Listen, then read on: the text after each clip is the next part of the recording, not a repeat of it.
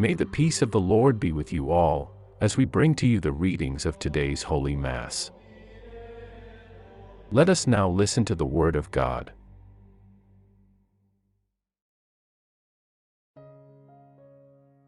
January 16th, 2026, Friday of the first week in Ordinary Time. Welcome, dear brothers and sisters, to our reflection for Friday, January 16th, 2026. Today, we gather to contemplate the daily Mass readings, seeking clarity, spiritual insight, and Catholic theological understanding. May these reflections inspire us to listen attentively, act with faith, and embrace God's guidance in our daily lives, strengthening our communion with Him and with one another. In the name of the Father, and of the Son, and of the Holy Spirit.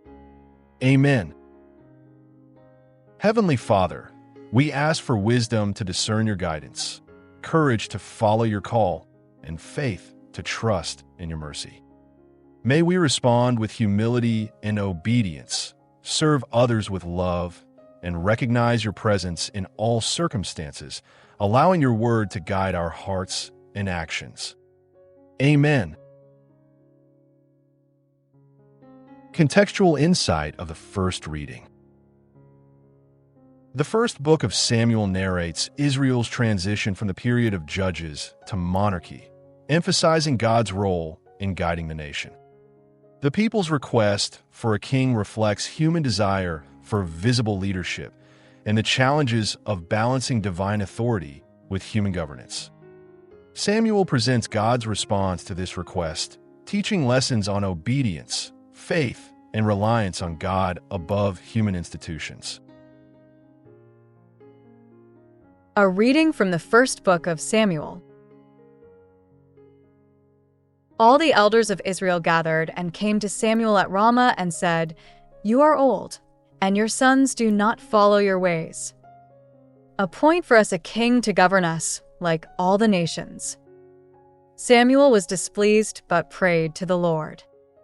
The Lord said to Samuel, "Listen to the voice of the people. They have not rejected you, but me.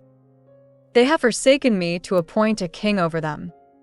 Samuel told the people all the words of the Lord, explaining the rights of a king and the burdens he would impose, including taxes, conscription, and control over their property.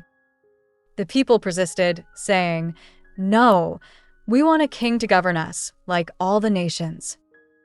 Samuel relayed their words to the Lord. The Lord told Samuel to listen to them and appoint a king. Samuel told the Israelites to return to their towns, and Samuel appointed a king over Israel according to the Lord's command. The word of the Lord. Responsorial Psalm. The response is, "Forever I will sing the goodness of the Lord." Blessed are the people who know joy, they shall walk, O Lord, in the light of your face. They shall rejoice in your name all day long, and in your justice they shall be exalted. Forever I will sing the goodness of the Lord.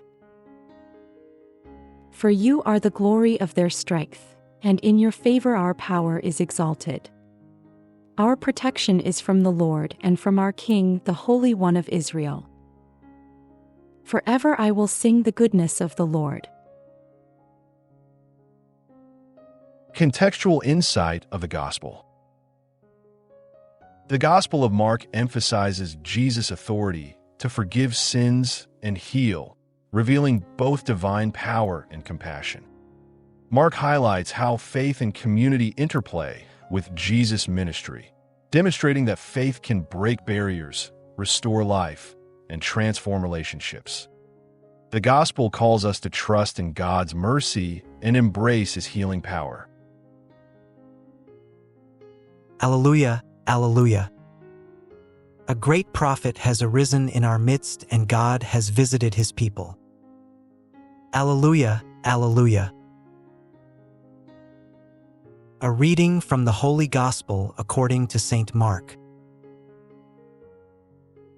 When Jesus returned to Capernaum, many gathered so that there was no longer room, not even at the door. For men brought a paralyzed man, but could not reach Jesus because of the crowd. Undeterred, they climbed onto the roof, removed part of it, and lowered the man on his mat before Jesus. Seeing their faith, Jesus said to the paralytic, "Son, your sins are forgiven." Some scribes questioned in their hearts, "Why does he speak like this? Who can forgive sins but God alone?" Jesus knew their thoughts and said, "Which is easier, to say to the paralytic, 'Your sins are forgiven,' or to say, 'Rise, take your mat and walk'? But so that you may know the Son of Man has authority on earth to forgive sins." He said to the man, "I tell you, rise, take your mat and go home." The man rose, took his mat, and went out in full view of them all, glorifying God. They were amazed and filled with awe, saying, "We have never seen anything like this." The Gospel of the Lord. Reflection of today's liturgy. Today's readings invite us to reflect on authority, faith, and God's transformative power. Israel's request for a king reminds us of the human desire for security and visible leadership, and the need to trust God above all human structures. Psalm 89 highlights the joy and strength that come from walking in God's light, encouraging obedience and trust. In the Gospel, the paralytic's healing demonstrates the power of faith, community support, and Jesus' divine authority to forgive and restore. Together, these readings teach that faith is active and communal, that God's mercy surpasses human expectation, and that obedience to Him leads to true restoration and life. We are reminded to place our trust in God, to support one another in faith, and to allow His presence to heal and guide our lives, trusting that His ways are perfect and life-giving.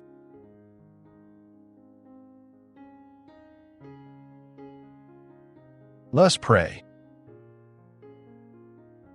Lord, we thank You for Your guidance, mercy, and healing power. May we trust Your authority, follow Your ways, and place our lives in Your hands. Strengthen our faith, help us support one another, and lead us to live as witnesses of Your mercy and love. May Your presence bring restoration, courage, and hope to all we encounter. Jesus, I trust in You. Amen. In the name of the Father, and of the Son, and of the Holy Spirit. Amen. Thank you for listening to the readings and reflection of today's Mass. Please like, subscribe, and share with your family and friends. Again, thank you, and may God bless us all.